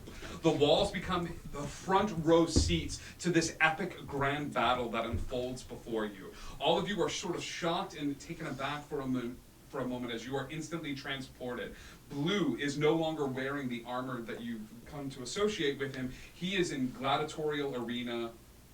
His shield is that of bare bones, but steel and metal. The air smells of blood and dirt and sweat. And Blue, you are standing there and you see before you the human fighter, one undefeated that you were sent up against in your first battle.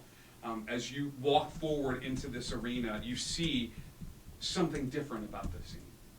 You look up into the stands, and standing before you are your friends. People who were there with you at your lowest moment, who picked you up. And this emboldens you, and you stride forward into the arena. Go ahead and roll initiative for me as Blue begins to make his way towards this battle. 11. Blue goes first. Blue, you are up first. What would you like to do? Just a human with what does he have? Sword shield? You know that he's got a trident at his hand and a net.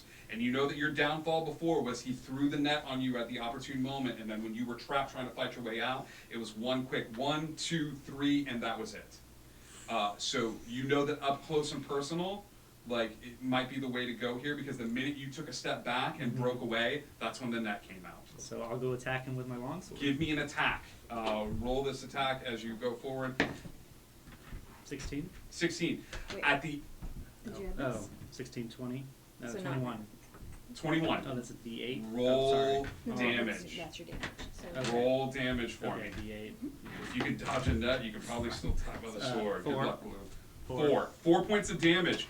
Blue, you see him sweep outward with his hand, cutting into the side of this human figure, and the human looks down shocked as Blue has drawn first blood. He puts his hand down and brings it up to his face, and he sort of like cocks his head at you and goes forward with his sword, trying to catch you off guard. That is a 15 against your AC. 14. Yeah, does that hit your AC? Yes. Yes. AC is your armor class in this game. That represents your dexterity, your ability to take a hit, to dodge hits. Blue, he does 3 points of damage. All right, I'm at 8. Okay? Now we come to the point where one of you can do something to assist Blue. Help me out, team. Can I?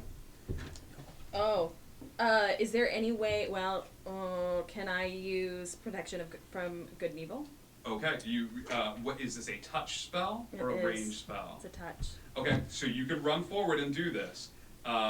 You guys watch as Soren goes, oh, no, stop it, the rules don't apply to me. And she jumps off the first row and runs forward, and as she does, she goes, Blue, I love you! And almost like a raging fan, and then like guards come out of nowhere and like drag her away, and I was like, hi, my baby!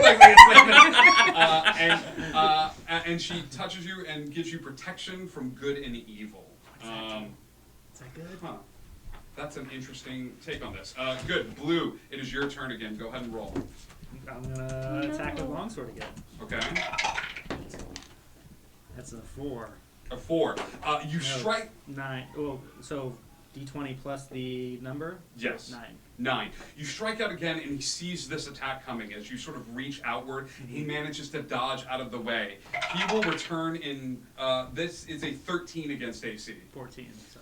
You're learning from each other. You're starting to test the boundaries of what you were able to do. As you once again, you all see him strike out, and Blue goes to dodge to the left and feints backward. The fighter not anticipating this. Who would like to help him on this turn? Can I take a shot with my short bow? You can. There is a. As a fire, give me an attack roll as this arrow launches forth from the stands. Nope. It goes wide and this one. We're done with him. Slams into the ground at the fighter's feet as he looks down and sort of looks up at the stands, and then turns back to you. Give me another roll. What would you like to do? Attack with longsword. All right, give me an attack. Ooh. 8. 8 total? Yeah. Yeah. Once again, you guys are feeling each other like blow for blow. It's an attack outward. He uses the net this time to pull you forward, and you go past him. As you go past him, he takes another swing at you. Once again, that's a 14 against AC. So it meets it. He will do 1 point of slashing damage against you as you go past him and he slashes. Would anybody else like to do one thing? Go ahead. Oh, Blue, he's our dude. If he can't do it, the other guy's rude. Here's some inspiration. Blue, you're at a low point, and you hit the ground, and then Corcus goes, Blue, he's our dude, and then the audience is just like, oh, a chant, we love those. Blue, he's our dude, and the audience gets behind him. You can use that to make an attack roll, okay? Or a saving throw. It is your turn. I'm gonna attack with longsword again. All right. So do I? You can wait to use that till after the attack to see if you're like a few short and you want to use that, okay? 13, 18. That definitely hits. Roll damage. D7 plus 8. No, 7 plus 3. Oh, 7 plus 3. Wait. 10. 10 points of damage. He gets cocky. He's paying attention to the. Thanks, bro. I don't need it. No, you keep that. You keep that for 10 minutes. He's paying attention to the crowd chanting. He doesn't see you as you come up right behind him, and as you get up right behind him, you grab his shoulder, and it's in the back, and he arches his back outward and turns around and pushes you to the ground. As he pushes you to the ground, he's bleeding, and he looks like he's on his. He looks like he's on his last legs. Okay. That is a 16 versus AC. Yep. Okay. It is 3 points of damage, Blue. Once again, it is blow for blow as he reaches outward and strikes out at you. Hey guys, I'm at 4 HP. If you have a healing spell, that'd help. There's 2 of us that have that. Once again, would one person like to help out? I have to go and touch him, mending Okay. cure wounds. Okay. Okay. Once again, a second screaming fan, and the guy's like, "What the heck?" As another screaming fan runs forward and hugs you, Blue, and it's just like, "I love you more!" Like, and wraps her arms around you. Roll your healing dice. Roll your D8. As you cast Cure No, Wounds. No. Oh, Roll a D8. So roll that. You're gonna roll a D8. And you are going to add your spellcasting modifier. I think is a 5. We'll double check out the papers. Hi, Zuki. Yeah. Zuki It's appeals. plus 5, so it's 4 plus 5. So let him know it's 9 points of healing. It's 9 points. And then check off one of those because you use one. So you just of roll one spells. Once again, you harken back to that day where you were on death's door, but you did not have people chanting your name. You did not have people running out of the stands hugging you and imbuing you with magical powers, and you stand tall and firm, and he looks scared. Go ahead and make an attack roll. I'm gonna attack with longsword. Yeah. That's what I got. 8, 13. Would you like to add your inspiration to Yeah, this? let's do this. Thanks. 14. 14 hits. Roll Yeah! 5, 8. How would you like to do this? I decapitate him. This battle in the arena gets to the point where you remember him standing over you, gloating and spitting on you in that moment of defeat. And Blue, you change the story. As your sword reaches outward, you hear Blue, Blue, Blue, Blue, the sword going and like cutting cleanly through his neck. As it does, you are crowned victorious in the arena. His decapa was detated. The decapa was detated. And as you are crowned victorious in this gladiatorial arena, the painting shrinks back to size. You are standing outside of it, and inside is the glorious picture of a blue dragonborn decapitating a human gladiator. Blood and arterial spray, and if you look in the background, you see the rest of the party, including Corcus, going like, frozen forever in a look of triumph. I give all my party members a hug. I thank them for my support, and then I'll never cry again. Well, okay. There's another eye roll. Still write some checks you can't cash, but. As that happens, the wall that was holding onto the painting swings open.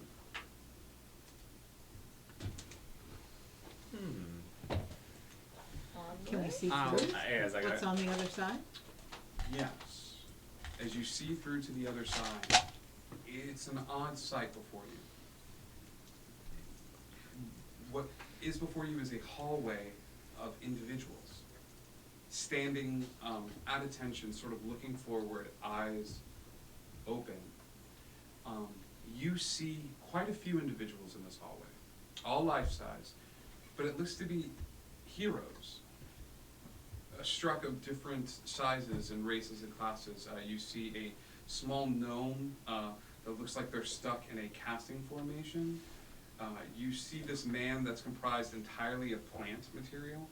You see a large, sort of pinkish barbarian, looks like an orc or something like that. You see all of these different heroes, and each one has this confused look on their face as they're all standing there, and each one is in different poses, like different forms of fight. This hallway is lined with them, each at different points in the field, each of them caught in a different pose. The hallway goes on for a while and then opens up into a space that you can't quite see from your vantage point. You would have to walk down the hallway to get to it. How high is the ceiling in the hallway? The ceiling is, I would say it's about 10 feet. Okay. Can we tell from looking at these figures if they are statues or if they were people frozen? Give me an investigation check. As you walk forward and you press your hand to a face, or you... 17. They're warm to the touch. They aren't frozen. They aren't statues. They are people, and as you place your hand against one of them, the face is still stuck, the body is still stuck in the pose that it's stuck in, but the eyes dart to where your hand is touching them.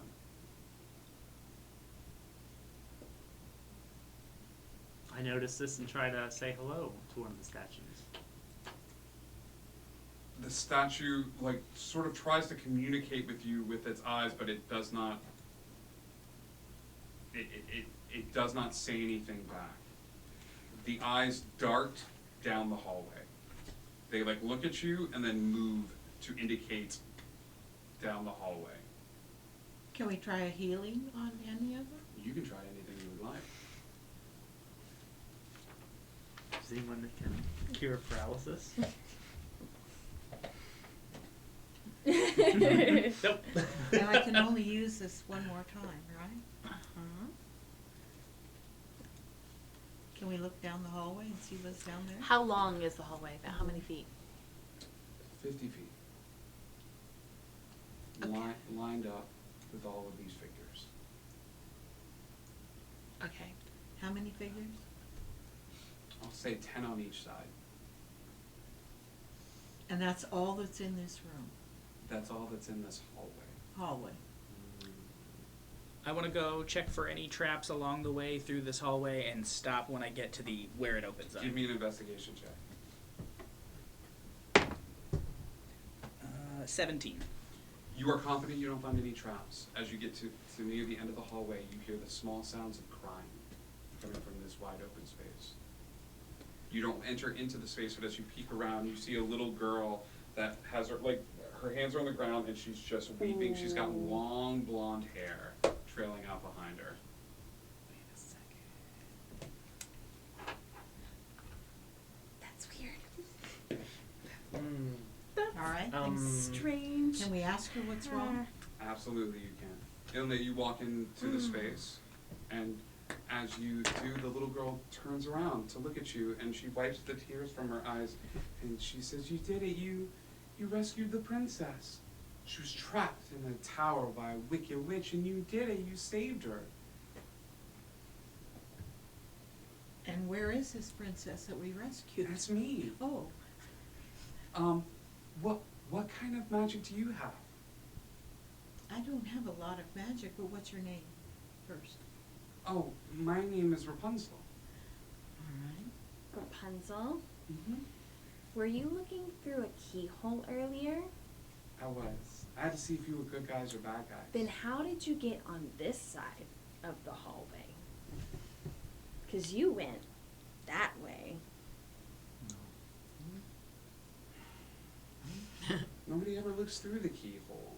I did. You look like kitty people. Okay, hold on. I don't have any kitty Not done with you. people. I don't have a dragon guy Can I make yet. an insight check? I give her the bunny. You what? Bunny. I don't have a dragon guy yet. What? Oh, you could be a good elf one. I could put you in a pretty dress. You were really good at singing. I did find a lot of bunnies outside the tower. That was kind of fun. That's how I started. I started with the bunnies, and then I don't even have to go out. I can just send letters out, and it Rapunzel. brings people here. Rapunzel. You guys should meet my new toy. This is my favorite. And his bag begins to shake. Nope. As Rapunzel sits up on the throne, and this mechanoid figure falls out of the bag and begins to twitch on the ground, and then grows to full size. As Bo, the drunken robot, manifests itself, its eyes crossed out, and this red sort of flame behind his eyes, and Rapunzel sits on the chair, looks at all of you, and flicks her hands, and a little blue field erupts between her and all of you. Ladies and gentlemen, everybody roll initiative for the final battle in this episode of Fairly. Bo, come on in and take your seat. I'm not going to play Bo. I'm going to let you play Bo. Yeah. As Bo, the drunken robot. Let me get initiative first. 20 to 25. Girl? 21. Soren. For a level 1 character, that's 21. I Thank love it. Girl, 20 to 15. 18. 18? 17. 19. Okay, so we go Blue, we go Dulce, and Una. Bo is here. All right, that's 20 to 15. 15 to 10. 10 to 5? 9. No! Look at you making an entrance now and then. All right. Corky. Here to bring the fun, not the damage. You're gonna love me. Bo, what is your dex? It's 4. It's 4. So it's 17. Okay. Soren, you're first. Blue, Dulce, and then Bo right in the middle. Alright, I'm gonna let you jump in, and I'm gonna announce from afar. Come over this. Yep, here. We're going this way. Bo, go ahead and make your attack rolls. We're gonna try something else as I let a different boss fight you guys. First up is Soren. Soren has a question. Soren, I'm gonna answer. What is Bo classified as? Bo is classified as a warforged. It's a mechanical man. So that's not humanoid, right? That's humanoid. Great. Let's charm person. All right. Okay. Wisdom save of 13. You're going to make this roll at advantage because you are antagonistic towards this group of people. So 2d20s. It was 13 on the dice in both times. So you go to cast Charm Person, and unfortunately, Bo is able to fight through using his great. anger to fuel Well, him. I tried real hard. Blue. So the magical little pouch that I found on Toy earlier, do I have that pouch still, or does Bo have that pouch? You do have that pouch. Okay. I'll open up the pouch. Look what's in the pouch. Now that it's large and I can open it up. The pouch is not large. It's still the same size. Oh, I don't want to. Because you took it off of his person. Okay. Never mind. I don't do that. Okay. Okay. I cast Breath Weapon. Blue. All right. Bo, this is a dex save, I believe, as Blue emits a burst of blue electricity towards you. Mockery. That's a nat 1. All right. So here's the deal with your breath weapon. Okay. As you breathe outward, each one of your characters has a Dragonborn has the ability to shoot lightning out of his mouth because he's a blue Dragonborn. So you need to roll 2d6. 2d6. Big hits. This one, right? That's that one right there, a little d6. 5 and 5. You take 10 points of damage, Bo, as this electricity rockets through your body. Ilmai. Is the mechanoid being controlled by Rapunzel? You have no idea. You assume. And his eyes have been gouged out. They've been damaged. Yes.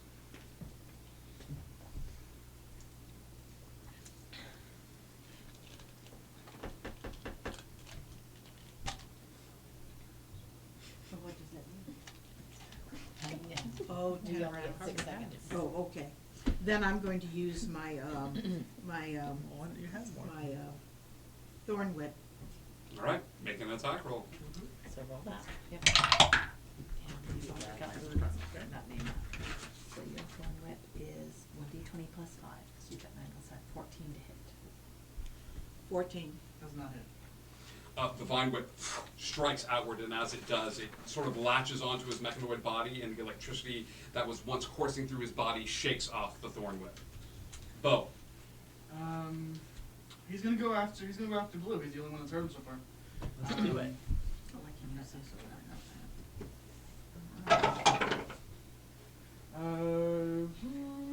Yeah, it's gonna be a 13. I'm at 14, buddy. Then, nope. As Bo reaches forward, Blue brings up the shield, and the hand just that goes to strike out and hits the shield, and bang! You hear this loud gong throughout the space. That is your turn. You doing anything with your bonus action? No. All right. Rumble. I am. Oh wait. Dulce We did was skip after Dulce. Blue and before Ilne. Go, Dulce. Your All right. turn. I'm going to do a no blue unarmed strike claws, and I've also got my bonus action. So can I roll both at once? Yes, you on can. matching dice. Okay, so my first attack misses. That is a 3 plus 5. That's an 8 Cool. to He's hit. gonna use his reaction tips his way to make it so you hit Blue because he's right next to him. You go forward as a monk and try to hit, but as you go, he sways to the side, and your arm goes wide, and it hits him. Does a 13 hit to your AC? It was the first hit was only an 8. Does it? I think it's still Oh, so it's the on same attack. him. No, Got the attack is still the same roll. Okay. So that 8 that you were like, ha ha Yeah. ha, boom, it still Ooh, hits the alright. same shield, and it's fine. Okay, got it. The second is an 18 to hit, my offhand. Yep, that hits. So that is a 2 plus 3. That is a 5 5 points of damage. points of damage. Yeah. Okay. Rumble. I'm going to take a stab with my rapier. All right, give me a stab. Make an attack roll for me. That is 19 to hit. Absolutely. And he's engaged with allies. I roll my 1d6 sneak attack as well. You roll sneak attack. Ooh. 4, 3, 7 plus dex. 4, 10 points of damage. Ooh. We are at 25 total from a first level party. You guys are nuts. Corcus. All right. Time to bring in the big guns now. Bo, get ready for some vicious mockery. Oh. Was it roll? Don't make me sing. Don't make me sing. Don't make me mock you. You could sing. No. Oh. I don't have a whole page of vicious mockery ready to go. Stop. Is there anything about robots? Don't make me mock you. Should I mock first or should he roll first? I think you should mock first. Hey, Bo. What's the difference between you and an egg? What's the difference between An egg at least gets laid. I would like to choose to fail my save. You may choose to fail that save. Yes, you may. Take the full damage for this. By 1d4. You also get disadvantage on your next attack roll. That's where I help. Oh, cool. You also take 2 damage. So 2 damage! My little servos are hurt. Thanks, man. In one round of combat, you guys have done 20. This is nuts.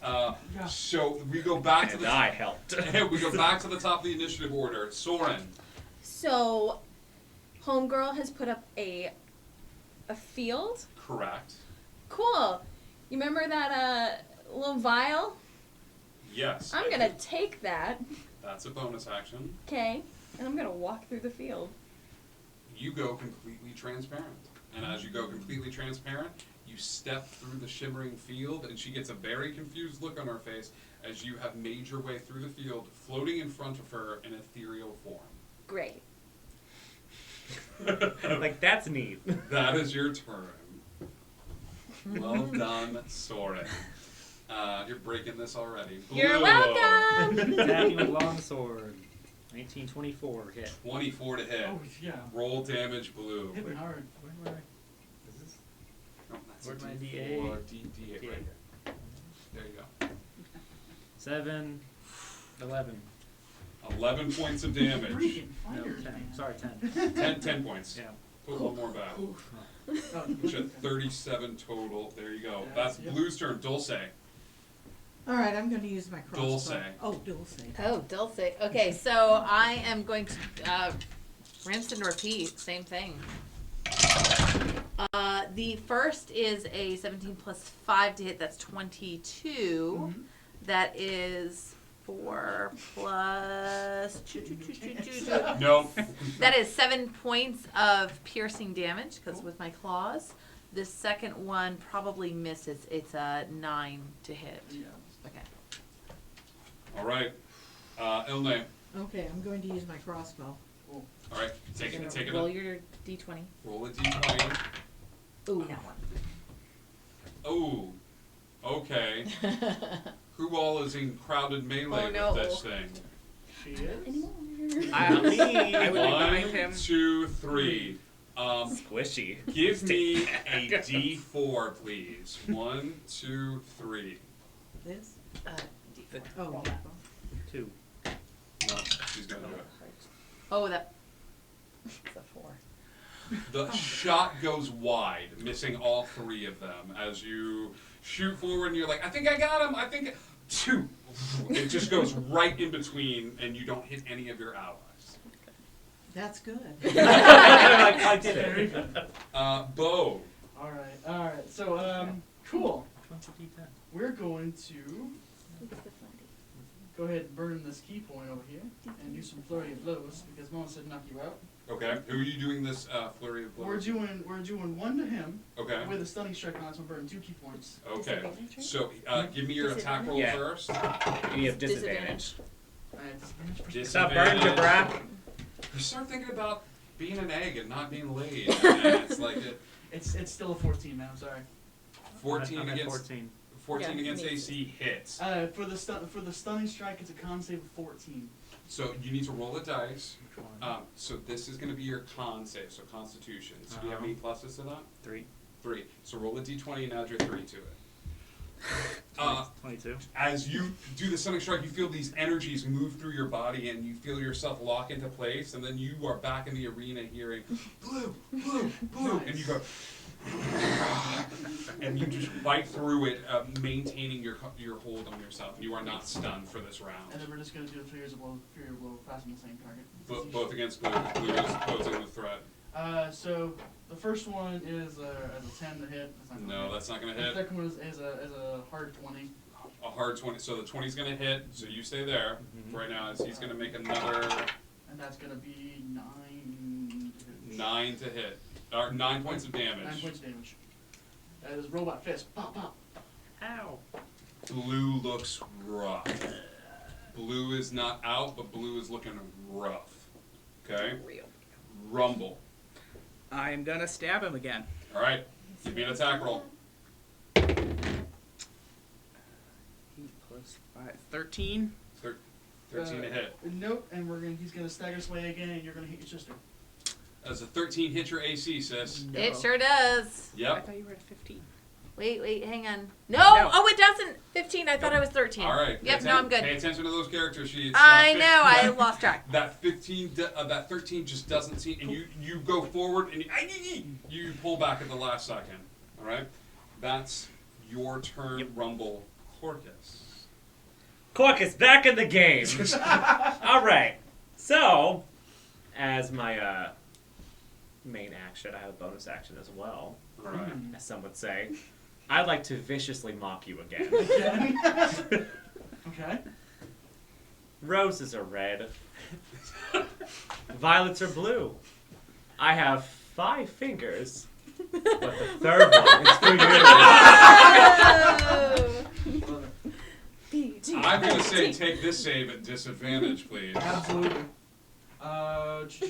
What save is it, buddy? 13. No, what's that? What? Wisdom. Wisdom. First one was an 8 to 11. Nope. Nope. Roll that damage. Roll that beautiful damage. Here comes that D4. Buckle up, buddy. Oh, come on now. 3! That's one more than last time. Moving on up. That is 3 points of damage. Your next attack is at disadvantage. Just keep you in check. Okay. And then, as a bonus action, I'm going to use a level 1 spell slot, and I'm going to use some healing words on my friend Blue over here. Oh wait, is Vicious Mockery a cantrip? It is. It is. And I love it. Yes, you go over and you imbue him with healing magic. Roll that healing magic for I think me. it's a D4. I gotta look again. D4 plus spell Okay. But Plus what? Spellcasting. Plus your charisma. Ooh. Plus your spellcasting ability modifier. Mhm. So As a charisma. bard, it's how you can command a room. Okay, which is 3. Okay. You're doing great out there.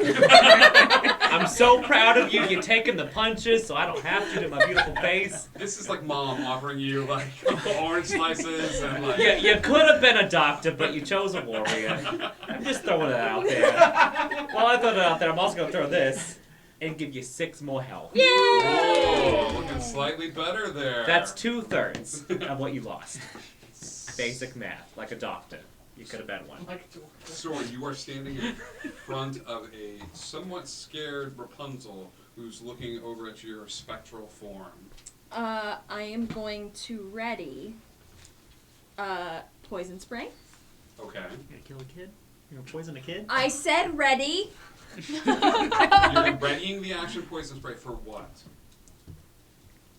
To make her listen to me. So this is more of an intimidation. Yes. Okay, give me intimidation at advantage, please. Okay, well, that's only gonna be 10, I think. Do you ask her to do anything? I ask her to make him stop so my friends don't die, because that's not right, is it? You don't know whether she listened or not. Blue, it is your turn. I'm going to do second wind. 2. That's 3 HP points there. I'm gonna back to 11. Right. I'm gonna Is that a attack. bonus action? Yeah, it's a Second bonus- wind. Yeah, that's a bonus action. So what would you like to do with your action? I'm gonna attack with the longsword. Yeah. Ooh, 7, 13. Does not hit. All right. You swing out with that longsword, but something about the vitality of the situation being drained so much is starting to weigh heavy on you. That was your turn, Blue. Dulce. Rinse and repeat. Let's do it again. Alright, that first was a nat 1. Nope. The second one was a 15 to hit. It's at armor class. And that is 1 plus 3. That is 4 points of piercing damage. Bo is looking rough. That being said, Ilne. Okay, can I go ahead and use it? You can if you'd like to, although he is looking rough, I would recommend you just hit him Finish real him. hard. All right. With this or with Finish that. I'm him. gonna hit him with my scimitar. All right, give me an attack roll. D20? Yep. That is a 9 plus 4, so 13. 13. You swing forth with the scimitar, arching it out this way, and as you do, it just goes, it like swings like it's going to hit him, and he manages to just dodge out of the way. Bo, on your turn, you receive a message in your head asking you to stand down. Okay. He is going to patiently fence down then. I gotta switch back. Nope, that's fine. They got clever with me. Nope, absolutely. As Bo, our resident bad guy, shuts down for a second, and Rapunzel lowers the field. Why do you want to kill the people I care about? I didn't want to kill them. I just needed more toys. You almost killed him. No, I would have brought him back. I bring everybody back. Then what's the point? I want him more toys. You're not the boss of me. I never said I was.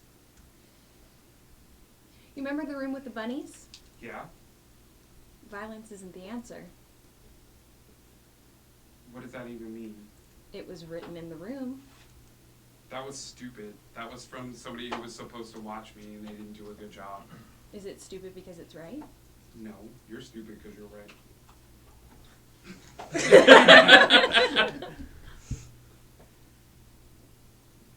Take your stuff and go. Corcus wants to walk up to this transaction. Okay. She kind of looks over at you. I want to yell at this child. I want to intimidate her. Okay.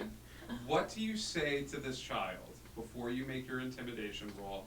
I will say Soren is right next to her and is intimidating her as well. So when you get up, Soren's been sort of even-keeled with this child, but as you walk up and you start yelling, what do you yell at this child? You have trapped the souls of all these bunnies, of people. You need to release them all now. They are not your playthings. Give me. This could go real good or real bad. Give me intimidation at advantage. Roll 2 d20s. It can go real bad or real good. Buckle up, everyone. Corcus is here bringing the spice. Alright, so 16. But I have plus 5 in intimidation, plus my proficiency. 16 plus 7, basic math. I think your plus 5 is your 3 charisma plus your proficiency, which is Okay, okay. So you're at 21. 21.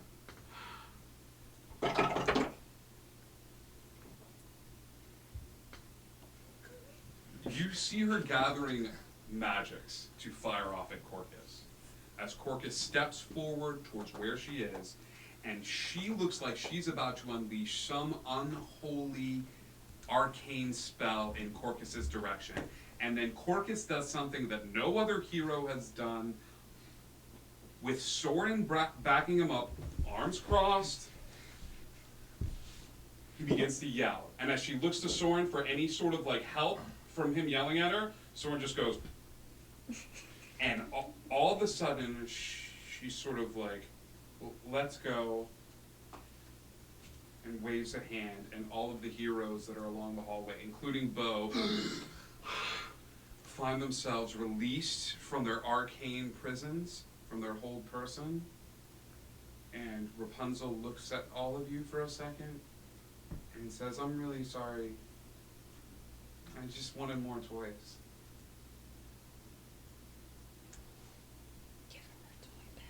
I give her the stuffed bunny back. I've been looking for you. Where did you find it? It was under your bed, dummy. Oh man! I forgot to look under my bed. And I give Bo the small bag back. I hope that you can do anything with that there. Bo's got this small bag, and as he sort of like pulls it open and looks inside of it, he goes, "Oh, yeah, that's what Felrin wanted." And he closes it up, puts it on his shoulder. The little girl sort of like smiles at all of you, and she goes, "Do you guys know where I can stay? I think I'm tired of staying in the tower." This isn't your home? No, I just found this place. How did you get There's in? a castle. I think the group, there's no better feeling to me than Rumble, Corcus, Soren, Dulce, Ilne, and Blue holding hands with this super magical little girl and going, "Well, let's knock out 2 quests in one day," as they make their way out of the tower and look at this castle up on the hill, and the resounding sounds of a small voice carrying over the wind and the mountainside of, "Don't make me sing about it." And that's where we're going to end tonight's adventure. Yeah! Thank you so much for tuning in. We hope you all had fun and you learned a little something about D&D. And we got the basics of how easy it is to just roll dice, and there's a little bit of math to it. Obviously, the more you level up, the more it gets. Oh, thank you, Moswell. That's very sweet. Thank you for all those subscriptions, and that you guys did an amazing job. And I kind of feel like I'm forced to tell the Beauty and the Beast side of things since we touched upon Rapunzel. So if you want to come back, we can do Beauty and the Beast with this same party, and you all can play these characters. Why don't you all level up 2 levels? Don't make me level up. Why don't you all level up 2 levels? Okay, let's go to level 3. All right. There's some fun stuff that happens for everybody at level 3. You can decide what college you are if you're a bard. You can decide what sort of subclass you are for a lot of the different classes. Key points. You get key points, and we will schedule something so that everyone who wants to come back and play can play at level 3. Okay? All right. We love you guys. As always, Indigo Connect. We'll see some of you Monday, and then don't forget about the Wonderland campaign on Tuesday. We'll see you all soon. Thanks for stopping in. Stick around for a raid. Stick around for a raid. We're gonna go raid another channel and show the love. Do it.